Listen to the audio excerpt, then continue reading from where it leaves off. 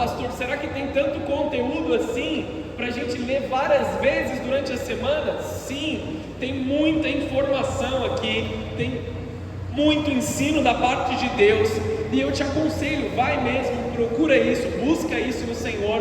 Pastor, até quando eu vou ler? Eu vou fazer um propósito aqui, até quando eu devo ler? Até você viver tudo que está escrito aqui nesse texto, amém? Em nome de Jesus. E aí depois você vai ler o resto da Bíblia também em conjunto, em nome de Jesus. Nós falamos na semana passada sobre a introdução que Jesus trouxe ao Sermão do Monte.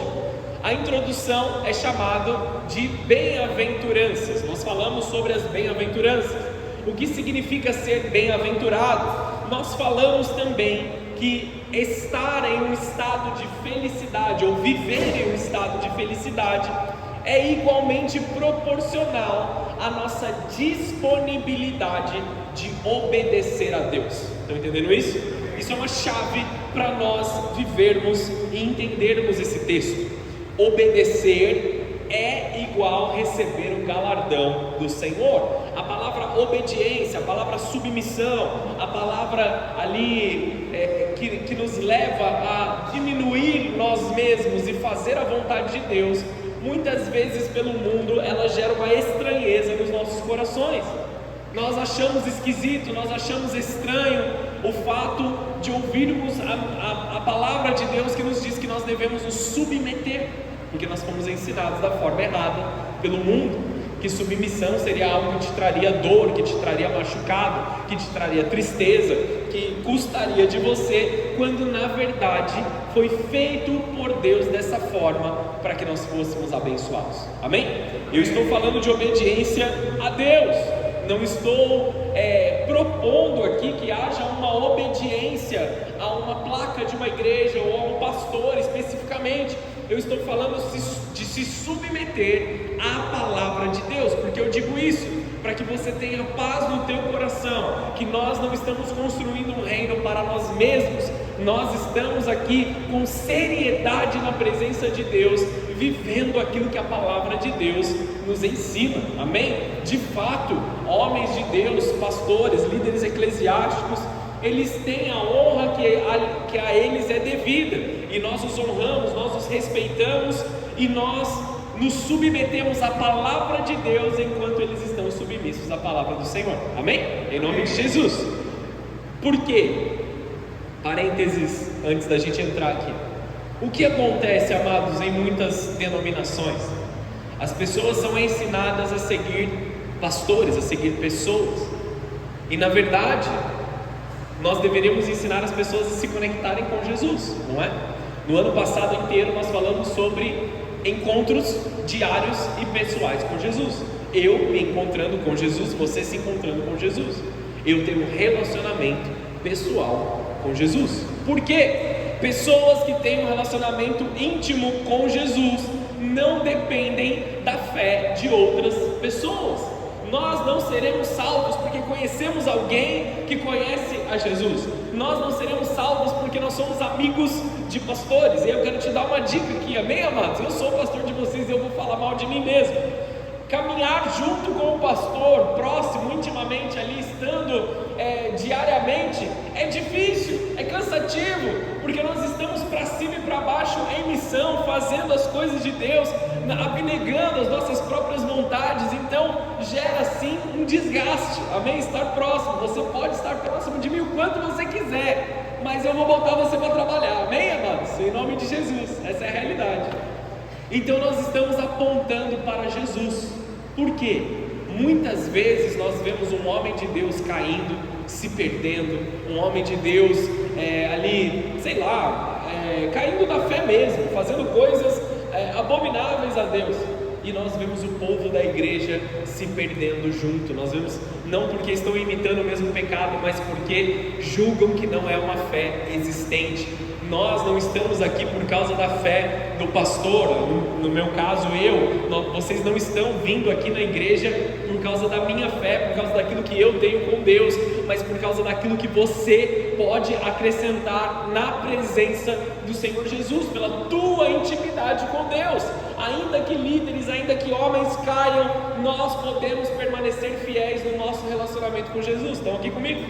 Isso aqui é muito importante para aquilo que a gente vai entrar na palavra de Deus. Ela não está desconectada com aquilo que a gente vai falar aqui nessa noite.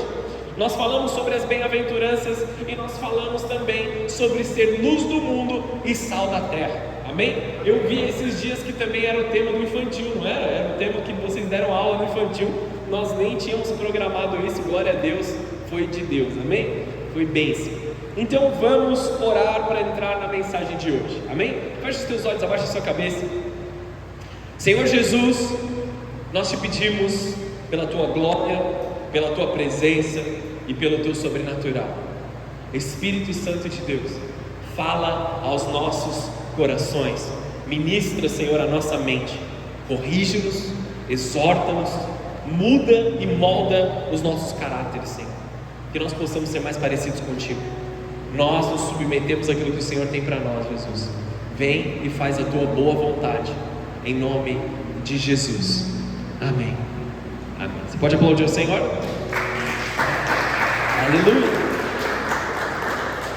Por que eu sei que foi tema do infantil esses dias? Tenho 2 filhos pequiticos, estão em casa lá, que o pai da pastora foi nos visitar hoje, e eles estavam lá, e o Daniel está na vibe do Dragon Ball ultimamente, né? Então ele estava correndo pela casa, cantando a musiquinha do Dragon Ball. Aí a minha filha, menorzinho, que não quer sair por baixo, ela estava correndo e cantando a própria música dela que ela tinha inventado. E ela estava cantando assim: eu estou correndo na força de Deus. Eu fiquei olhando para a menininha assim, correndo. Estou correndo na força de Deus porque eu sou a luz do mundo. Eu olhei para ela e falei assim: como que você sabe que você é a luz do mundo? E aí a gente começou a falar, começou a conversar, e ela contou a aulinha que teve. Então, amados, é muito importante que a gente transfira as coisas para os nossos filhos, amém? Enquanto meu menino estava lá, Dragon Ball, ela estava vivendo algo ali poderoso em Deus, amém? Nem sem ela nem saber mesmo, ela nem tinha ideia do que ela estava vivendo, mas ela estava vivendo algo ali em Deus, amém? Glória a Deus. Então vamos lá, abra a sua Bíblia comigo em Mateus capítulo 5, no versículo 17. Mateus 5, versículo 17. Se você quiser e você puder, já deixa a sua Bíblia aberta aí. Deixa a sua Bíblia aberta e nós vamos acompanhando, tá bom? A minha meta hoje é ir até o último versículo do capítulo 5, tá bom? Em nome de Jesus vai dar certo para a gente cumprir tudo que a gente tem para fazer aqui. Amém? Vamos lá, em nome de Jesus. Mateus capítulo 5, versículo 17. Olha o que Jesus está dizendo: não pensem que eu vim abolir a lei de Moisés, ou os escritos dos profetas. Eu vim cumpri-los. Eu lhes digo a verdade: enquanto o céu e a terra existirem, nem a menor letra ou o menor traço da lei desaparecerá, até que todas as coisas se cumpram. Portanto, quem desobedecer até o menor mandamento e ensinar outros a fazer o mesmo, será considerado o menor no reino dos céus. Mas aquele que obedecer à lei de Deus e ensiná-la, será considerado grande no reino dos céus. Eu os advirto: a menos que a justiça supere muito a justiça dos mestres da lei e dos fariseus, vocês jamais entrarão no reino dos céus. Jesus ele estava dizendo, porque é uma pregação só, é uma ministração só, Jesus estava dizendo que nós precisamos ser o sal da terra e a luz do mundo. Falamos isso na semana passada. E agora ele traz uma realidade muito forte. Ele diz assim: a não ser que a sua hombridade, o seu caráter, a sua moralidade, o seu proceder seja melhor que o proceder dos fariseus e mestres da lei, vocês não entrarão no reino dos céus. O que Jesus fez aqui foi jogar uma bomba na vida dessas pessoas. Vou pintar um panorama para você entender a situação que eles estavam. A lei de Deus, ela é santa, amém? Ela era santa naquele momento, ela continua sendo santa aqui, ela é uma realidade para nós. E nós tínhamos pessoas, dois ofícios e duas responsabilidades sociais aqui, que eram o fariseu e o mestre da lei. Eles tinham duas responsabilidades distintas, mas igualmente importantes no meio do povo. O mestre da lei, ele era responsável por compreender toda a mensagem, principalmente a Torá, os 5 primeiros livros da Bíblia, depois os profetas. Então ele fala a lei e os profetas, é disso que ele está dizendo. Ele está falando aqui dos 5 primeiros livros, a lei e os profetas, todos os livros que vêm depois, todos os livros históricos e proféticos que vêm depois. Estes homens, os mestres da lei, eles eram responsáveis por transcrever o texto. Então eles faziam, eita Deus, quer desligar? Desliga tudo. Deixa só o hub aqui. Eles eram, deu um probleminha na luz aí, pessoal, no culto passado. Vai dar certo, está ótimo. Está ótimo. Eles eram responsáveis por transcrever a lei. Eles eram responsáveis por continuar aquilo que estava sendo escrito e sendo ensinado. Eles tinham duas coisas: a tradição oral e a tradição escrita.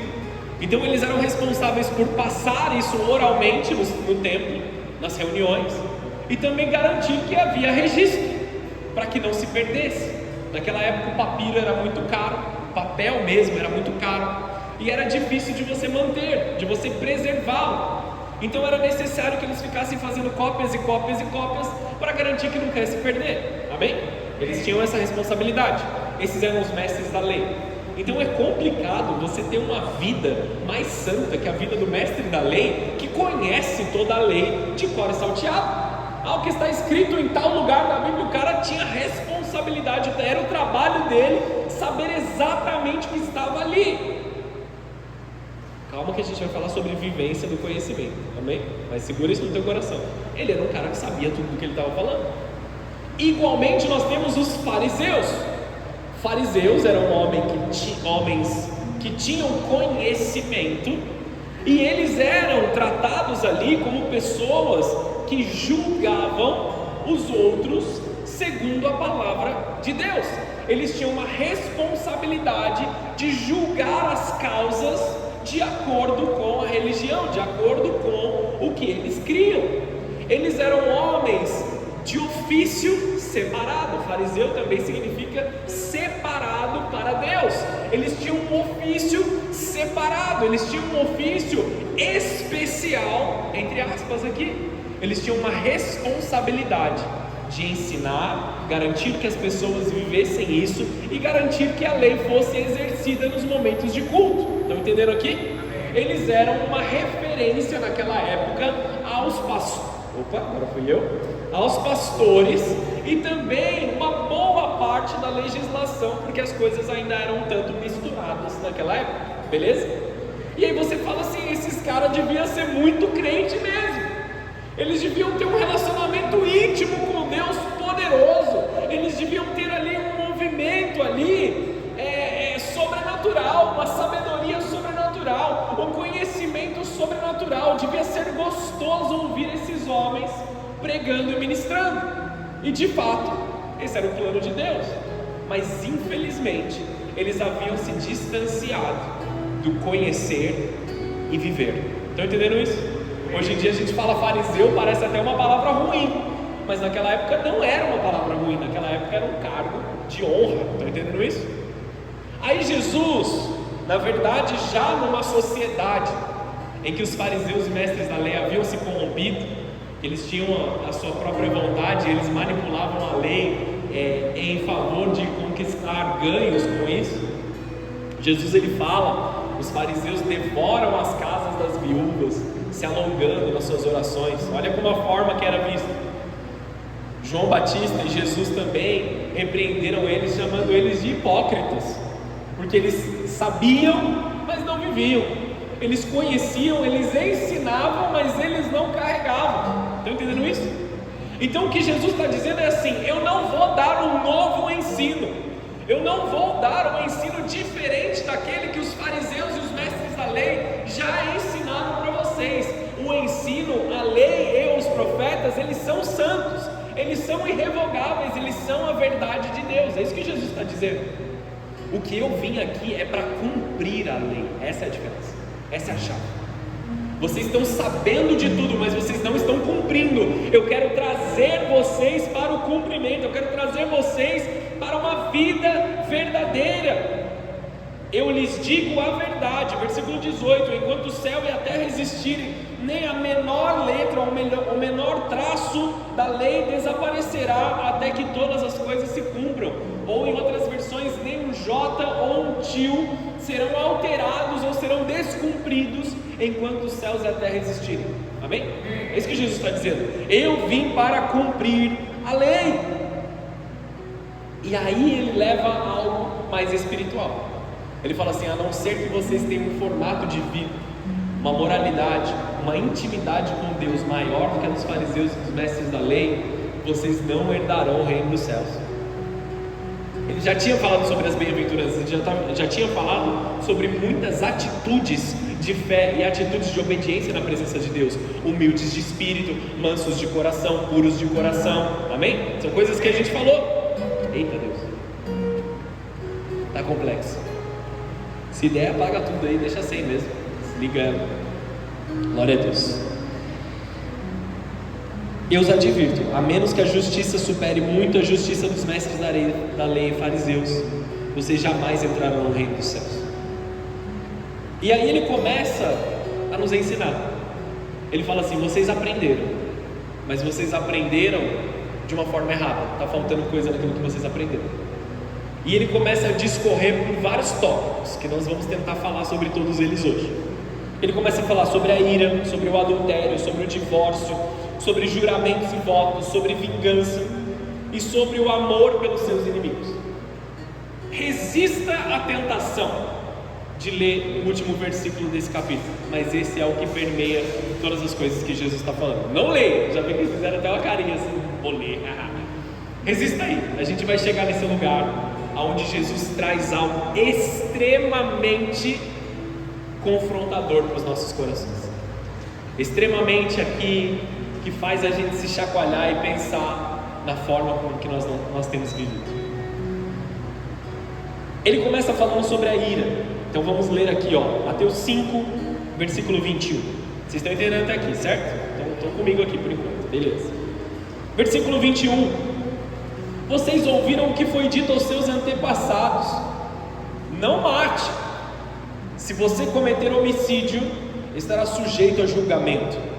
Eu, porém, lhes digo que basta irar-se contra alguém para estar sujeito a julgamento. Quem xingar alguém de estúpido, você tem uma versão diferente da minha? Algumas versões está escrito tolo, algumas versões está escrito raca. Raca era a palavra hebraica para chamar a pessoa de tolo, de burro, de alguma coisa assim, tá? Quem xingar alguém de estúpido corre risco de ser levado ao tribunal. E ele não está falando de um tribunal terreno. Quem chamar alguém de louco corre o risco de ir para o inferno de fogo. Parênteses: quão pior não são as palavras que nós dizemos no momento da ira. Amém? Já vou fazer um disclaimer e já deixa eu te pastorear nesse momento. Esse cara é um fariseu mesmo, ele é um abençoado mesmo, esse cara... As palavras até podem ser bíblicas, amados, mas qual a intenção por trás do teu coração de chamar o irmão de abençoado? Será que era realmente de abençoá-lo? Então, independente da palavra que sai da sua boca, o xingamento é o mesmo, a dor é a mesma, o peso é o mesmo sendo transferido. Amém? Beleza? Já vamos quebrar esse negócio aí em nome de Jesus. Vou lendo até o fim desse pedaço aqui, tá? Portanto, Se você tiver apresentado uma oferta no altar do templo e se lembrar de alguém que tem algo contra você, deixe a sua oferta ali no altar. Vá e reconcilie-se com a pessoa. Então volte e apresente a tua oferta. Quando você e o seu adversário estiverem no caminho do tribunal, acertem logo as suas diferenças. Do contrário, pode ser que o acusador o entregue ao juiz e o juiz a um oficial, e você seja lançado na prisão. Eu lhe digo a verdade, você não será solto, enquanto não tiver pago até o último centavo. Até aí, amém? Qual era a questão aqui? Naquela época, as pessoas eram pegas nos seus pecados, então elas eram reconhecidas como pecadores. Digamos que alguém matasse alguém, mas ninguém encontrasse o corpo, nem muito menos prova de que esse homem tivesse matado alguém. Ele não era considerado um pecador, segundo o formato de vida que eles viviam ali. Ele havia cometido um crime, ninguém encontrou o crime que aconteceu, então ele estava inocente, ele continuava vivendo a sua vida sem nenhum tipo de culpa, inclusive. Agora Jesus está dizendo assim: se você se irar contra alguém, você xingar essa pessoa, você ofender essa pessoa moralmente, você já está atacando a integridade dessa pessoa, como se você estivesse agredindo ela fisicamente, ou matando essa pessoa fisicamente. Palavras, qualquer que seja, palavras que vêm para agredir, para ferir, para machucar o seu caráter, já estão causando morte espiritual na vida das pessoas. Repense aquilo que você fala dentro de casa para os seus familiares e para os seus amigos.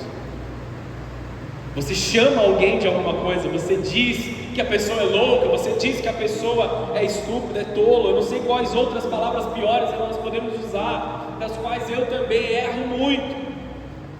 Nós estamos ferindo a integridade psicológica das pessoas também. Isso tem que saltar aos nossos olhos. Quando nós nos iramos e não controlamos a nossa língua, nós temos um problema diante de Jesus, nós temos um problema diante das situações.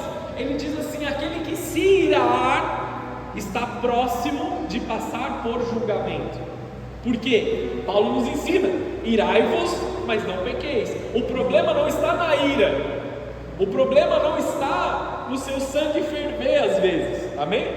Eu tenho esse negócio, às vezes eu começo a ficar irritado, incomodado, eu sinto o sangue fervendo dentro de mim, eu fico até quente assim. Mas o que eu vou fazer com essa ira? Aonde eu vou colocar ela? Jesus já nos ensinou: bem-aventurados os que choram, porque serão consolados. Bem-aventurados os misericordiosos, porque alcançarão misericórdia. O que você faz com a ira dentro de você? Você se afasta, apresenta a ira até o Senhor Jesus, deixa Deus acalmar seus ânimos, ou você vai lá e vomita tudo em cima de alguém? Estão aqui comigo? Amém. Não é sobre ferir alguém fisicamente, mas ferir com palavras, ferir com atitudes. Quando eu estou bravo com meu marido, quando eu estou bravo com a minha esposa, eu nem falo nada, eu só fico em silêncio para a pessoa entender que eu estou bravo. Você também está fazendo algo muito errado. Deixa eu te ensinar aqui, amados. Às vezes as pessoas se punem com ausência ou com silêncio. Não é uma questão de você não querer brigar, na verdade você está infligindo dor contra as pessoas. Não olha para a sua esposa, para o seu marido, olha para mim nesse momento, amém? Sem cutucar ninguém aí. Amém? Não, você fica quieto, não pode ficar quieto, o pastor falou que tem que conversar. Aí, amados, não é assim. Mas cuidado com a forma que você trata as pessoas no seu momento da ira. Muitas palavras ou nenhuma palavra podem ferir da mesma forma. Se é necessário se retirar, se reconciliar, isso é importante. Muitas vezes nós ferimos muito mais as pessoas que nós amamos do que nós incentivamos.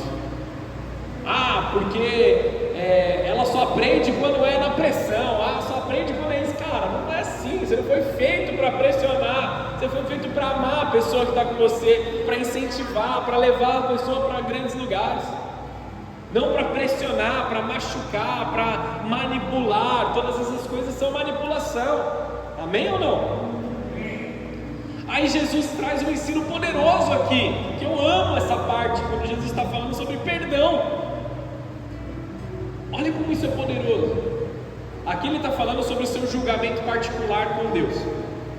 Depois ele fala assim: quando você vai apresentar uma oferta, e você se lembra que você tem algo contra alguém, deixa a sua oferta do ladinho do altar ali, vai lá, se reconcilia com a pessoa, e depois você apresenta a sua oferta. Por quê? Porque quando nós não perdoamos, o perdão eterno é retido sobre as nossas vidas. Sabe que a gente ora no Pai Nosso: perdoa as nossas dívidas como nós perdoamos os nossos devedores. Na mesma medida que nós perdoamos os nossos devedores. A gente vai chegar lá, tá bom? Semana que vem a gente fala sobre isso. Mas na mesma medida, na mesma forma, na mesma intensidade, isso pode ser retido sobre as nossas vidas. Então você entende que você tem algo contra alguém, que você tem um problema com alguém, que você tem uma dívida, que você tem alguma situação que precisa ser acertada. Acerta logo, porque senão o acusador vai te levar para a prisão. Quem é o acusador? Satanás. Amém? Ele é o acusador. Em algumas versões da Bíblia usa a palavra verdugos. Os verdugos são como carrascos, mas na verdade eles não querem dizer os carrascos, eles querem dizer os demônios que se chamam verdugos. O que são verdugos? São pequenos demônios acusadores que se alojam no ombro das pessoas. Eles não estão possuindo as pessoas, mas eles estão oprimindo. Tem uma diferença muito grande, amém? Possuir a pessoa é o demônio controlar a pessoa. Oprimir a pessoa é o demônio manipular as pessoas externamente, amém? Então, vamos lá, vai, já que a gente entrou nesse assunto, vamos explicar direito. Quem aqui já assistiu Harry Potter? Levanta a mão aí, vai, confessa seu pecado, em nome de Jesus, glória a Deus. Sabe aqueles elfos? Tem um que lá que ganha uma meia e é liberto, amém? Tem umas paradas que algumas coisas eu sei, eu não conheço muito bem. Aquele mesmo bichinho com narigão, meio esquisitinho lá, aquilo lá é uma imagem exata de um verdugo, amém? Ele reclama, ele chora, ele é menor, ele é um escravo ali. Então aquela é a imagem escrita do verdugo, principalmente fisicamente. Aqueles que têm visão aberta conseguem identificar isso. Ele fica reclamando e chorando no teu ouvido em primeira pessoa. Ah, eu não consigo nada, ah, eu não posso nada, ah, eu briguei com meu irmão, eu briguei com o Vinícius, e ele não me ama mais, ele não quer o meu bem, toda hora que eu vejo ele, ele briga comigo, e às vezes nem tem nada a ver. Estão entendendo isso, amados? Isso é opressão. Nós temos que expulsar essa opressão das nossas vidas. O acusador não pode ter autoridade nos nossos ouvidos. Como você vai fazer isso? Reconcilie-se com aquele que você tem um problema, porque senão você vai ser lançado na cadeia. Ele está falando de cadeias físicas, quando você tem uma dívida, quando você tem um problema, mas cadeias espirituais também, e você não vai sair desse lugar até pagar o último centavo. Estão entendendo isso ou não? Entenderam sobre a questão da ira? Levantamos em um outro sentido aqui também. Vamos falar sobre o adultério. Esse é o texto onde nós precisamos estar extremamente vigilantes. Comecei a mensagem de hoje falando sobre a questão de grandes líderes espirituais caírem, e este é um lugar, amado, se nós não vigiarmos, por mais alto que seja o teu cargo, ou mais baixo que seja o teu cargo, você pode infelizmente ser facilmente pego nessa situação, amém? Vamos comigo aqui, versículo 27, vocês ouviram o que foi dito, não cometa adultério. E aí é o ato de adultério, parênteses, tá? É ser pego em adultério, pego na cama com outra pessoa. Essa era a forma com que eles viam isso. Lembra que Jesus, ele estava ensinando, e aí os fariseus trazem uma mulher e dizem assim: essa mulher foi pega em adultério, a palavra de Deus diz que nós devemos apedrejá-la. O que a gente vai fazer aqui, Jesus? Eles estavam provando Jesus. Só que existia um problema muito grande naquela situação. Como essa mulher foi pega em adultério, se só a mulher estava ali? Como que ela adulterou sozinha? Você entendeu? Eles protegeram e preservaram a imagem de algum homem que adulterou junto com ela. Está entendendo aqui? Os fariseus, eles agiam de forma parcial. Eles agiam de forma a proteger os seus próprios interesses. Então muito se especula, sem poder saber exatamente a verdade, mas muito se especula naquele texto, que os fariseus estavam trazendo aquela mulher como adúltera, mas estavam protegendo a imagem de um homem ali no meio da sociedade, talvez de algum líder, talvez de algum fariseu. Não dá para saber ao certo, mas Jesus abaixa para o chão, ele começa a escrever na terra algumas palavras que eu não imagino que elas estavam sem sentido ali, mas elas começaram a fazer com que aquelas pessoas, aqueles fariseus, entendessem que também eram pecadores. Aquilo que Jesus fez teve um simbolismo para eles. Não sabemos as palavras, não sabemos o que estava lá, mas fizeram eles chegarem à conclusão de que eles também carregavam o pecado. Amém? E Jesus estava chamando todos para o perdão. Jesus estava chamando todos para a misericórdia. Adultério, então, era ser pego em adultério, ter provas de que uma pessoa se deitou com a outra. Eu, porém, lhes digo, e eu, porém, lhes digo de Jesus, deixa eu te pastorear, estou aumentando a régua, estou aumentando a medida. Romanos 3:23 diz: todos pecaram e estão carentes da glória de Deus, pois não atingiram o padrão de maturidade ou o padrão de Deus. Ou seja, pela graça, nós não temos uma vida que seja banal comparada com a lei. Nós não temos uma vida de qualquer jeito, e a graça, ela vem sobre mim, e o perdão de Deus, a misericórdia de Deus vem sobre mim. A graça exige compromisso. Eu, porém, lhes digo, vocês entenderam isso, mas vocês foram perdoados desses pecados, mas eu quero que vocês tenham um compromisso a viver de uma forma melhor. Eu aprendi que o adultério é errado, eu aprendi que a bebida é errada, eu aprendi que me drogar é errado, mas às vezes eu faço porque Deus tem misericórdia de mim, isso já está debaixo do sangue. Não é assim que funciona. Nós temos que ter uma vida íntima com Deus, nós temos que ter uma vida compromissada com Deus. Nós sabemos o quanto dói todas as vezes que nós nos desviamos da presença do Senhor. Eu nunca realmente caí no sentido de me afastar de Deus, de me afastar da igreja, de ficar um tempo longe. Desde que eu me converti, eu me mantive firme na igreja. Tinha domingo que eu não queria ir? Com certeza, mas eu sempre me mantive firme. Só que as pequenas coisas que desagradavam a Deus na minha vida me fizeram doer tanto, amados, que eu sabia que eu precisava de Deus, me fizeram chorar. Pecados que eu cometi depois de saber melhor me faziam ter um vazio dentro do meu coração, a ponto de eu entender que ou eu vivia numa graça com compromisso, ou não dava para viver o Evangelho. E aí, não viver o Evangelho é muito pior, então eu tenho que ter um compromisso com a graça. Assim tenho aprendido e vivido há alguns anos, mais de 10 anos aí. Não cometa adultério, foi a lei, essa é a lei. Eu, porém, lhes digo: quem olhar para uma mulher com cobiça, já cometeu adultério com ela em seu coração. Então, de boa, pastor, eu sou mulher, para mim não pega nada. Quem olhar para um homem também é exatamente a mesma coisa. Amém? Se você olha para uma pessoa com desejo, com cobiça, no seu coração você já pecou. Mas quantas vezes eu vou olhar para ser cobiça? Se é a segunda olhada, a terceira olhada, isso pouco importa. Você sabe muito bem o que está dentro do teu coração. Você sabe muito bem o que está em você. Não é sobre legalismo. Há quantos segundos eu fiquei olhando? Não é assim que funciona.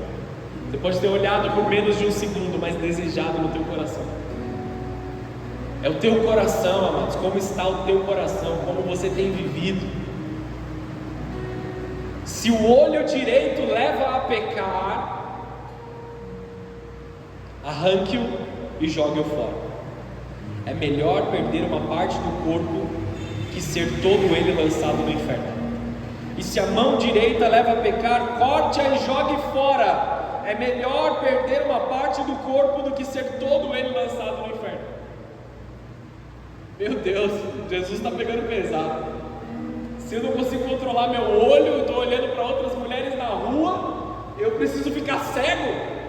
O que Jesus está dizendo aqui não é literalmente que você vai se cegar, amém? Arrancar o olho e jogar fora. Mas ele está falando sobre a radicalidade com o pecado. É radical. Eu não consigo me policiar com a minha rede social porque eu vejo bobeira. Deleta.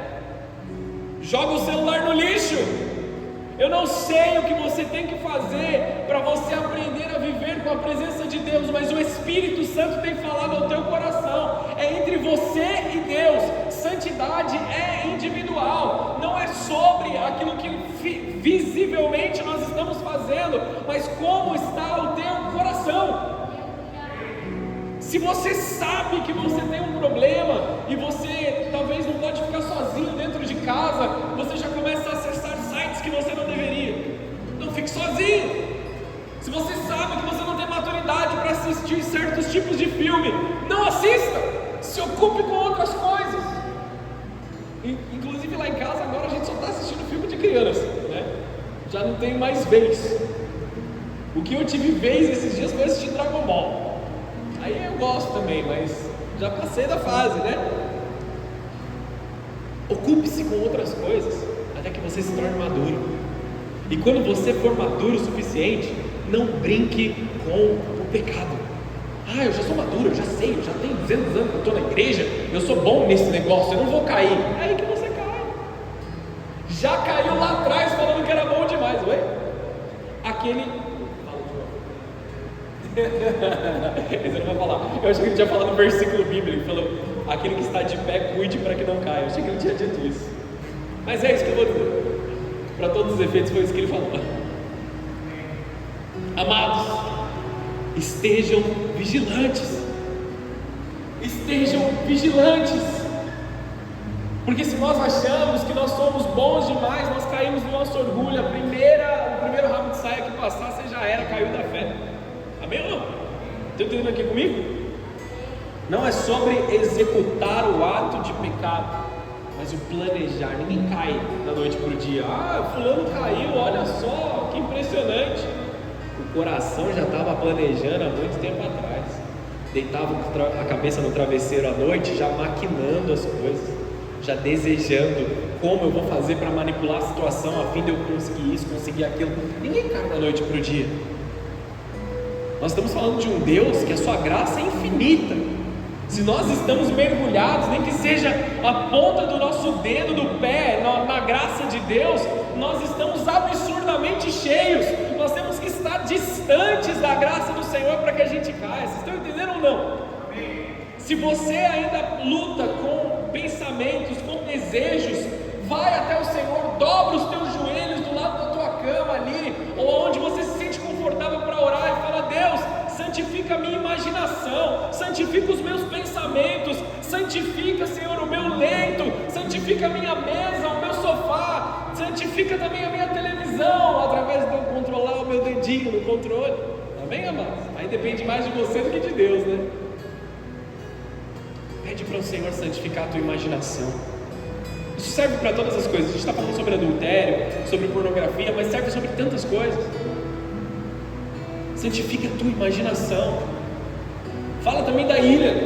Ah, quando eu pegar esse cara, vou dar um soco nele, não sei o que. Já está pensando em como você vai agredir o cidadão. Santifica a sua imaginação. Pede para Deus vir com graça que te santifique. Vamos seguir, senão não termina. Você entendeu, né? Se a sua mão direita te leva a pecar, joga ela fora. Arranca e joga fora. É melhor entrar no reino dos céus uma parte do seu corpo do que ter todo o corpo ser lançado no fogo que arde sem cessar. Radical. O evangelho é radical. O amor de Deus é radical. Tem que ser dessa forma. E aí você não precisa também, falei que eu tenho que avançar, mas voltei no assunto. Você não precisa também de um fiscal do seu evangelho. Alguém que fique olhando para você: será que você está vivendo? Você está fazendo do jeitinho certo? Deixa eu ver seu celular. Dá aqui seu celular, deixa eu olhar. Quais são as roupas que você está vivendo? Para onde você está ouvindo? Que músicas você está ouvindo? Você não precisa de um fiscal do evangelho na tua vida. você precisa ter um relacionamento íntimo com o Espírito Santo. Essa é a realidade. Imagina se eu te almejasse fiscalizar o evangelho que todo mundo aqui dessa igreja vive. Eu não conseguiria passar de 2 ou 3 membros da igreja. Já olhar para o meu eu é difícil. Já cuidar do meu relacionamento com Jesus já era uma certa dificuldade. Como que a gente vai ganhar essa cidade inteira para Jesus, amado?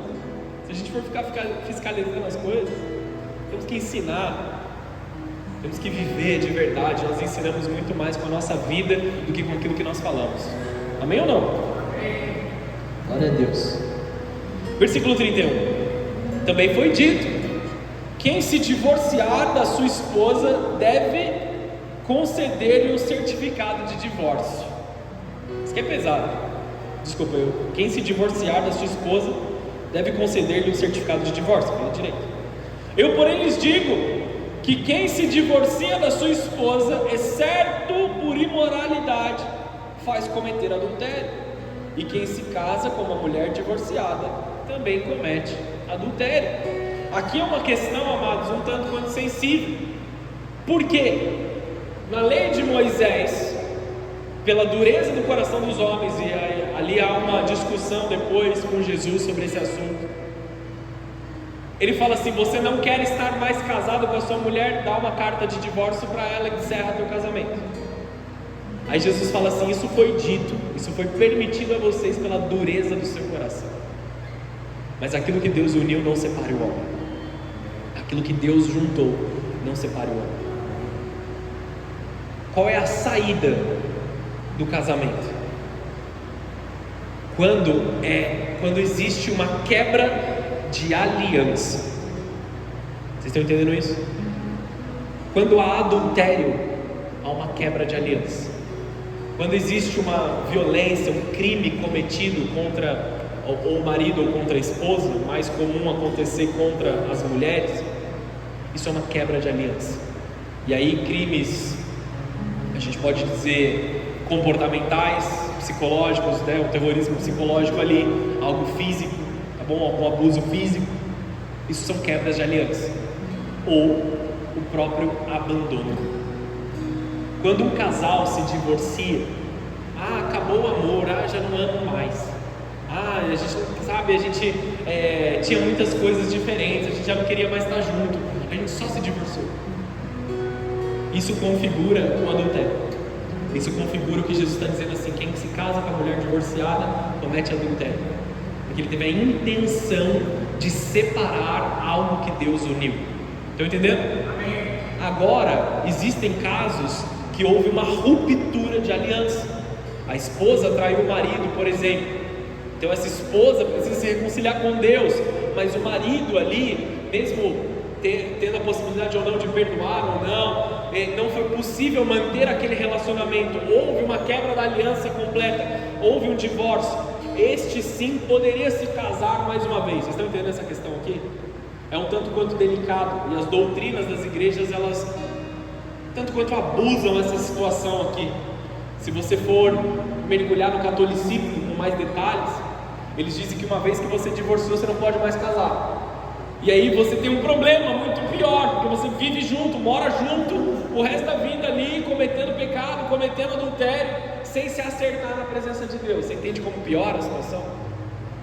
Você cometeu um erro no passado, você se arrependeu, você se converteu, entregou isso na presença de Deus. Faça agora do jeito certo, amém? E não se separe, não se divorcie pela sua própria vontade. Vocês estão entendendo essa questão aqui, amados? Se você tem dúvidas quanto a isso, me pergunte depois, só para eu avançar aqui um pouquinho. Ensino sobre juramentos e votos. Essa aqui, amados, é onde o bicho pega. Antes de eu ler o texto, eu quero comentar sobre o que passa na minha mente muitas vezes. Existem certos momentos, tá bom? Existem certos momentos que eu não gosto particularmente de fazer negócio com pessoas que são cristãos meia boca, amém?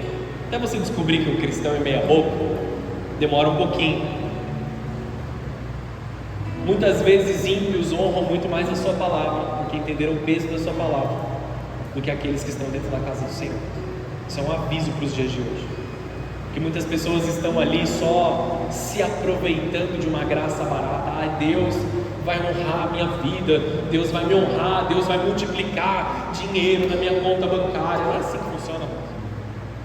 Vou ler o texto, beleza? Sobre os nossos votos, os nossos juramentos. Versículo 33. Vocês também ouviram o que foi dito aos seus antepassados: não quebre os seus juramentos, cumpra os juramentos que fizeram ao Senhor. Eu, porém, lhes digo que não façam juramento algum. Não digam juro pelo céu, pois o céu é trono de Deus. Também não digam juro pela terra, pois a terra é onde ele descansa os pés. E não digam juro por Jerusalém, pois Jerusalém é a cidade do grande rei. Nem sequer digam juro pela minha cabeça, pois vocês não podem tornar branco ou preto um fio de cabelo sequer. Parênteses, a vida não é de vocês, a vida é de Deus. A sua vida não é sua, a sua vida é de Deus. Você não tem autoridade sobre ela. Continuando. Quando disserem sim, seja de fato sim. Quando disserem não, seja de fato não. Qualquer coisa além disso vem do maligno. Por quê? Talvez, ou sim com cara de não, ou não com cara de sim, palavras difíceis com a intenção de confundir as pessoas, são manipulação. Sim, sim, não, não. O que passar disso vem do maligno, porque é manipulação. Você vai fazer, vou, faça. Você vai fazer, não, não faça. Sim e não, são as duas coisas. Eu fiz um compromisso com o meu irmão, na semana que vem eu vou te pagar quanto ao acordo que a gente fez. Pague aquilo que você falou. Amém? Esse é o problema, amados. Muitas pessoas estão se apoiando numa fé que não é uma fé de acordo com a palavra de Deus. Somente se comprometem e jogam na conta de Deus. Eu vou lá comprar um carro e Deus vai me abençoar, porque eu acho que é assim, a graça faz assim. Calma aí. Saiba muito bem aquilo que você está fazendo. Saiba muito bem aquilo que você está falando. E se você disse que faria, faça. Se você deu a sua palavra, cumpra. Se você comprou, pague.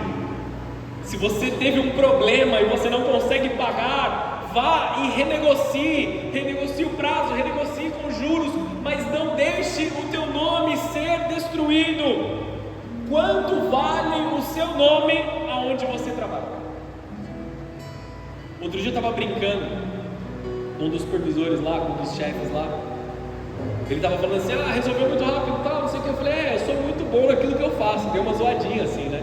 Sou muito bom naquilo que eu faço. Você pode contar comigo. E aí veio mais responsabilidade do nada, não sei porquê. As pessoas contaram isso. Quando o seu nome tem valor, as pessoas depositam confiança em você. As pessoas investem em você, as pessoas, elas vão atrás de você, buscando auxílio, buscando as coisas, elas colocam, elas te dão. Mas se o seu nome não vale nada, não espere que as pessoas tenham dó de você. Estão entendendo? E aí agora é só sobre nós, eu tipo coach agora? Não, porque o nosso nome, o Filho, glorifica o Pai. Quando o seu nome vale alguma coisa, quando a sua palavra vale alguma coisa, vocês podem pedir tudo que vocês quiserem no nome de Jesus e Ele vai conceder. Não é essa palavra do ano que nós estamos ministrando? João 14, no versículo 14 também: peçam o que quiserem e vos será concedido, porque o teu coração é igual ao coração do Pai, a tua vida caminha junto com a vida do Pai. Quanto vale o teu nome? Será que as pessoas olham para você e falam assim: tinha que ser um cristão mesmo, tinha que ser mais um, olha o nome da igreja dele, Bola de Neve. Amém ou não? Vocês estão entendendo aquilo que eu estou dizendo? Seja o seu sim, sim, o seu não, não. Não adianta jurar. Jurar é pecado. Não é pecado jurar, é pecado falar e não fazer. Essa é a situação. E aí ele nos ensina a não jurar pelas coisas que nós não temos controle. O que é o juramento? É uma cláusula aqui de caso dê errado. Eu juro pela minha vida que essa é a verdade. Você não tem controle sobre a sua vida. Você vai morrer se você está dizendo mentira. Você vai tirar a sua própria vida. Você não pode fazer isso. A vida não é sua. Isso é um pecado. que não pode ser perdoado. Amém? Eu adiantei alguns assuntos aqui, mas é uma realidade. Eu juro por Jerusalém, que autoridade você tem. Amém ou não? Seja o seu sim, sim, o seu não, não. O que passa disso vem do maligno. Ensino sobre a vingança, o título que está aqui na minha palavra. Versículo 38. Vocês ouviram o que foi dito: olho por olho, dente por dente. É assim que muitos vivem lá fora, amém? Na verdade, um olho por dois olhos. A maldade ela vai acrescentando. Me causou R$1.000 de prejuízo, eu causo R$2.000. É assim que o mundo age. Olho por olho, dente por dente. Por que a palavra de Deus nos ensina quanto a isso? Para nós nos responsabilizarmos pelo dano que nós causamos. Houve uma situação em que um dos pastores perdeu uma ovelha pelo descuido de um outro pastor. Você vai dar a sua ovelha em pagamento pela ovelha da outra pessoa, amém? Olho por olho, dente por dente, é isso que ele está dizendo. Se uma pessoa se machucou, a outra pessoa também vai receber um açoite, vai ter um machucado. Isso traz responsabilidade sobre as pessoas que estão causando dano. Essa é a realidade. Foi esse o ensino, mas ele não se limita ao ensino, porque acabou ficando muito fácil. O que os fariseus faziam? Eu causei dano para o meu irmão, eu apresento uma oferta no templo e Deus me perdoa. Então as pessoas começaram a causar dano, começaram a caluniar, começaram ali a prometer, a comprar sem poder pagar. Eles começaram a cometer todo tipo de erros. Daqui a pouco eu vou lá, pego 2 pombinhas, entrego no altar de Deus e refaço a minha vida, tá tudo bem, eu fui perdoado. Não é isso que Deus está falando, não é assim que Deus está nos ensinando. Não é olho por olho, dente por dente, uma vez que nós podemos pagar por essas coisas.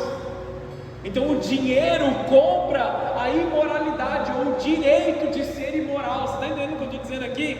Hoje muitas pessoas vivem achando que têm o direito de serem imorais pela quantidade alta de dinheiro que eles têm. Porque deu errado, eu pago alguém ali, eu faço um acordinho, eu faço um negócio aqui. Olho por olho, dente por dente, toma dinheiro aqui, você fica quieto, não conta para ninguém. Estão entendendo como isso é pesado? Eu, porém, lhes digo que não se oponham ao perverso.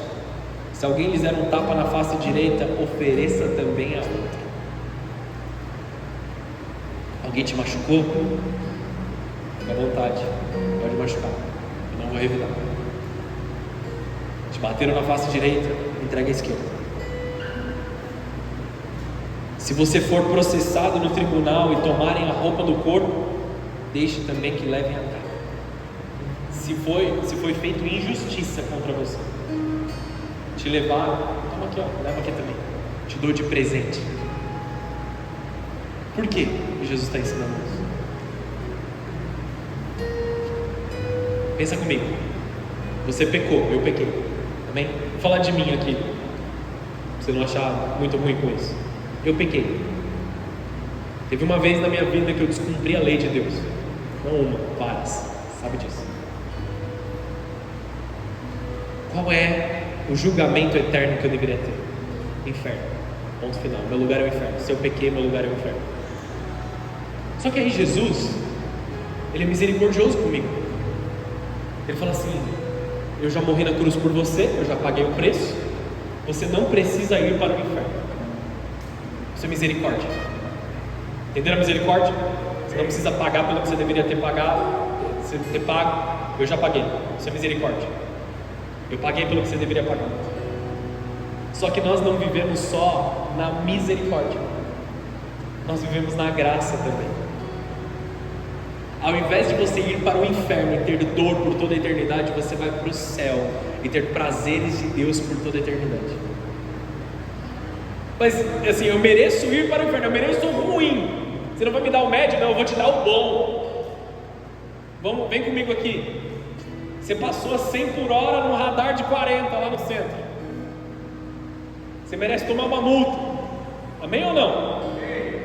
O guardinha te parou lá. Vou te ensinar sobre misericórdia e graça. Não vou te dar a multa que tinha devido. E toma aqui, R$200 para você. É isso que Deus está fazendo com a gente, você está entendendo agora? É isso que é a graça de Deus sobre as nossas vidas. Óbvio que de uma explicação extremamente ridícula aqui, mas essa é a realidade. Te julgaram, te fizeram algo errado e levaram a tua túnica, entrega a capa também. Você está causando dano sobre mim, eu vou te mostrar o que é graça, porque o meu Deus tem graça para mim. Bem-aventurados os misericordiosos, lembra que Jesus já ensinou? Porque alcançaram a misericórdia.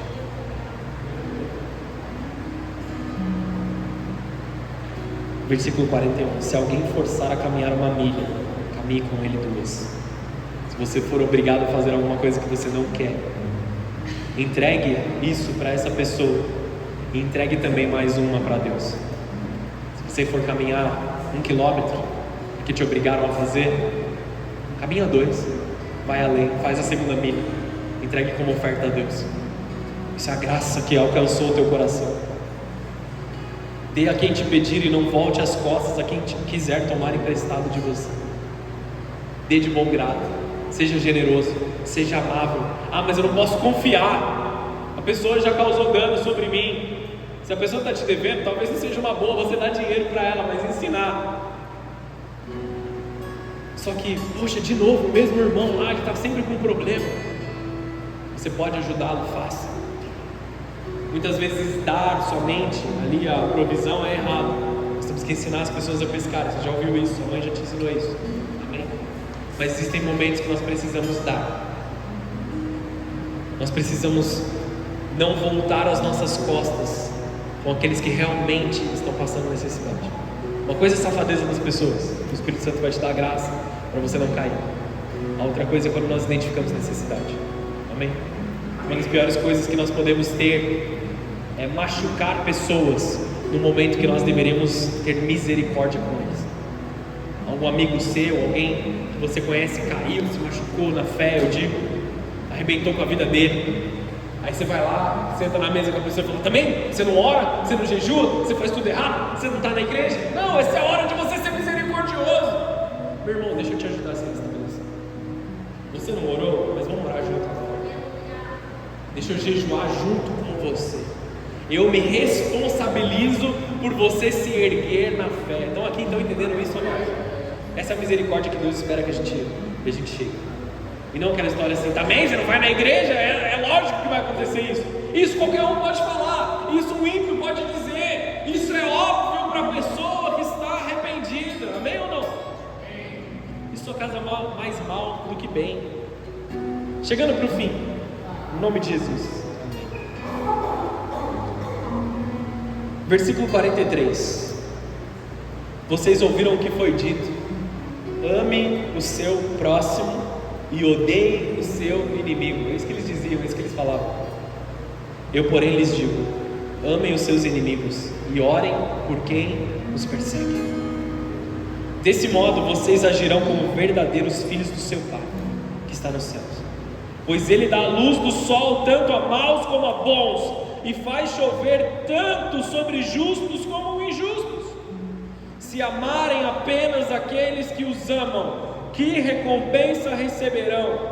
Até os cobradores de impostos fazem o mesmo. Os cobradores de impostos, esse cargo aí, ele era extremamente mal visto entre os judeus, amém? Não dá tempo de explicar. Eles achavam que o cobrador de imposto era o pior do que pior, a pior escória que podia existir, tá bom? Por isso que Jesus usa eles como exemplo.